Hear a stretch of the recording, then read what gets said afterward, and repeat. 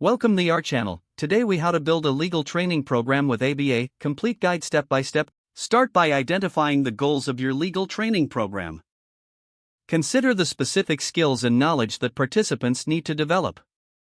Research the requirements and guidelines outlined by the American Bar Association.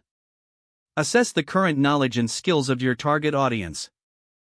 Gather input from stakeholders, including legal professionals and educators. Outline the key topics to be covered in the training program. Develop a curriculum that aligns with ABA standards and includes practical applications. Choose a mix of teaching methods, such as lectures, workshops, and interactive activities. Select qualified instructors who have expertise in the relevant legal areas.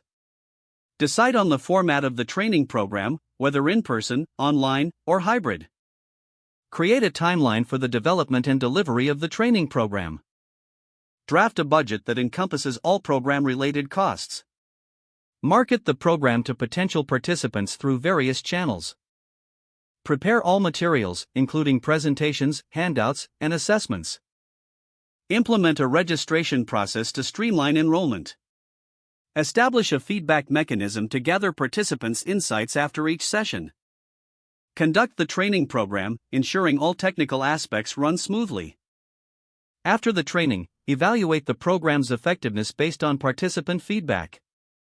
Adjust the curriculum and delivery methods as needed for future iterations. Continuously update the program to reflect changes in the law and legal practice standards. If the page does not load, refresh the browser or try again in a private or incognito window. Make sure you are using the correct email address, then retype it carefully to avoid small typos. If your password is not accepted, use the reset option and create a new strong password you can remember.